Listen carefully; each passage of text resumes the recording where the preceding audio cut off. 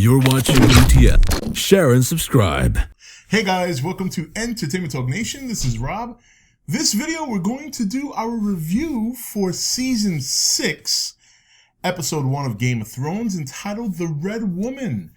And one thing I always notice about Game of Thrones, when they debut the next season after the next season, it's always kind of like a catch-up.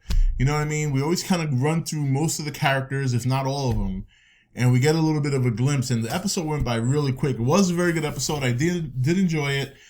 Obviously, we're not going to get answers right away to some of our questions. And I've been really out of the loop with the Game of Thrones thing because I know that the Jon Snow thing is the biggest question this season. HBO has been teasing with a lot of pictures and stuff like that. So I have completely avoided any spoilers or any spoiler forms, anything like that. So as far as I know, I'm just going to consider him dead, and they're like trying to leverage him maybe. There was a picture I saw today. I don't know how long the picture was out for, but it was a picture of Jon Snow as a White Walker. So we'll see what happens. I'm just going to hope for the best. Looks like Melisandre will be involved with something that has to do with him, considering she said in the episode that she saw him in the fire fighting at Winterfell. But which side was he fighting for? And that leads me to the episode. Now, we start this episode with the discovery of Jon Snow's body by Sir Davos. And right away, him and a small group, a small band of night watchmen who were very good friends with Jon Snow, obviously hurt, not happy, obviously, about seeing their leader dead. And they knew right away that it was Thorne. And they know right away that they're in some sort of danger, that they have to try and find a way out. And that's the rough thing about being a Night's Watchman, is these guys can leave, but if they're discovered, they're going to have a problem. They're going to get executed. You can't leave the Night's Watch. You can't abandon your post. So that's going to be interesting to see how that plays out. We started the episode that way, and we ended the episode that way. So we're going to get back to that and talk more about Melisandre. But we pretty much know that Sir Davos and that smaller group of men are pretty much, hiding out in that room, protecting Jon Snow's body. And we'll find out what happens about that, with that next week. Now, outside of that, we go pretty much around the horn here with all these other characters that we have not seen for almost a year now. And I'm not going to go in any particular order, but I want to start definitely with Cersei. Obviously, Cersei, just after her walk of shame, now back in the castle and trying to recover emotionally from which I can believe is such a shocking experience for her. If you remember last season, she arrived at the castle shedding tears, embarrassed, just probably the lowest point of her life. And it was, I gotta say, I've never liked Cersei, but I have to say for that moment, I did feel bad for her when she was notified that the boat was there.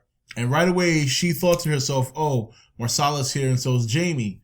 And she goes down to the coastline and the boat's incoming, and she knew right away that Marsala was dead because she saw Jaime by himself, and then as it got closer, you could see the casket behind him. And, to my surprise, she didn't blame Jaime like she did for Joffrey's death, She I think at this point is so humbled that she believes, digging back to her experience with the witch, that this is prophecy. And Jaime's trying to encourage her that it's not. He's trying to, let her know that they're in control. So I thought it was, and don't get me wrong, I'm not criticizing it as a bad thing. Just that it was surprising that they actually, this moment for this particular death, they were, they hugged each other. There was like an understanding there. There was, almost like they're mourning together, although obviously her more than him. I'm sure he's had his time to mourn while he was on the boat. So I think Cersei is going to unleash hell, and I think Jaime's going to join her. That's what it's looking like right now, once all said and done. But we're going to have to see how that plays out. Now, on to Theon and Sansa. And we remember last year they jumped off the castle and they took off. And we pick up where that leaves off. Ramsay's talking with his father. Obviously, he's still very frustrated about pleasing him. Excuse me, I got something in my eye here. He's still obviously his father is very hard on him. He's obviously giving him a hard time, letting him know that, little skirmishes don't cut it. You need to prove yourself against an established, provisioned army like the Lannisters he was talking about. And you can see the look of disgust on Ramsay's face, like, really? So, and then, of course, he needs Sansa so that way the North can get behind the Boltons. And right now he doesn't have her. And that is really, really messing up their plans, because if they don't have Sansa, they don't have anything. And we obviously get to the forest where Theon and Sansa are racing through, avoiding the dogs.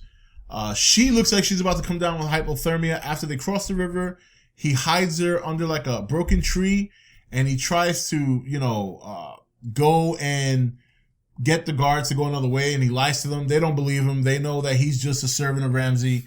And it's funny because at that moment I'm thinking to myself, my God, this whole thing last year with these guys jumping off the castle only to get caught, and then in comes Brienne and Podrick. Just the most epic entrance. She just comes in, starts cleaning house. Podrick does his thing, and then Theon comes in and saves Podrick. And once again, Brienne sends her vows, or swears to, let's say vows. Well, she does vow. She vows to protect Sansa and serve her.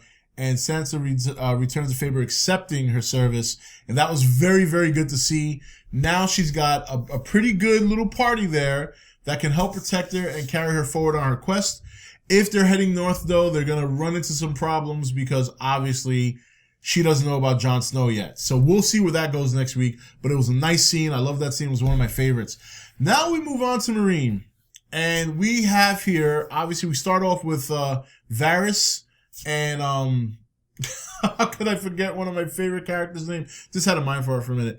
Tyrion, and they're walking through the streets of Meereen, and one thing I gotta say real quick that I found kind of weird was the fact that they're walking through the streets and there's no, not Meereen, but anyway, they're walking through the streets and they don't have any guards with them. There's no Unsullied guarding them as they walk through, and we see as they're passing by, they see one person that is talking about the Lord of Light, and to a group of people talking about how Daenerys took off and never came back. There's a harbor that all the boats are burning. So there's still a lot going on there. And of course, the harpies they got to worry about. So there's still much to be done. And the fact that Daenerys is gone is not really helping. Then we meet up with Dario and Jorah. I think that's his name. There's so many names I tend to forget. I was doing good up until that point. But anyway, so they're basically tracking the dragon because they believe that if they follow the dragon, that Daenerys won't be too far behind. And they're correct. They finally find proof that Daenerys has been taken when they find the tracks of the Dothraki, and then obviously he finds her a piece of her jewelry, I believe it was. It looked like some sort of charm or whatever. And then we move on to see Daenerys with this horde of Dothraki. I thought it was funny that they're walking and she's tied up, being treated like a slave, and these two guys are talking trash, and she knows everything they're saying. But I like the fact that she didn't say anything. I like the fact that she used it at the right time, which is when she met the Khal, which I think she knew right away she wanted to do. And I also love the fact that she played her cards right with the Khal. She really, really played her cards right. She knew how to, she knew, she's a strong woman altogether. She's really grown since season 1, but she knew that it was even more important to show that strength and assertiveness to the Khal because the men liked that. And it worked. It worked. She grabbed his attention, and once she confessed that she was Khal Drogo's widow, boom, right away she was like, all right, well, we're not messing with you. You're with us and no one's going to touch you. And she requested to go back to the kingdom. But under their kind of belief, their tribes believe that the widows are to live amongst each other for the rest of their lives, and there's no going back. That's supposed to be how it is. So it's going to be interesting to see how she's going to get herself out of this situation, because she is a Khaleesi. She's a former Khaleesi. She's a widow of a Khal, so she is obligated to live the rest of her lives out as a widow amongst other widows. And then you're going to have Dario and Jorah come in, and they're going to have to try and free her. So we'll see how that turns out. So a lot of things, there's a lot of catching up. We go to the end now and we see the most shocking thing I did not expect. And we see the Red Woman, Melisandre, take off her charm, and she's like a gazillion years old. Her boobs are down to her knees. She's got like no hair. She's got like Hulk Hogan hair, but it's like down her back, so it's not so short. And it was a shocker, and I don't know what that means. I mean, now we know what she looks like when she goes to bed. So I don't know what that's going to mean. I don't know how that's going to play out. But obviously she has some sort of powers. Jon Snow's body's still there. A lot of people have been speculating that she's going to be the reason he comes back. I hope he comes back for the better. I don't want him to come back as a White Walker. Or if he doesn't come back at all, I've already accepted that. I mean, he's one of my favorite characters. You can't see it here, but I actually have a doll of him up there, so in a package. I'll show it next week. But that's it. I mean, again, those are the bullet points I took out of the show.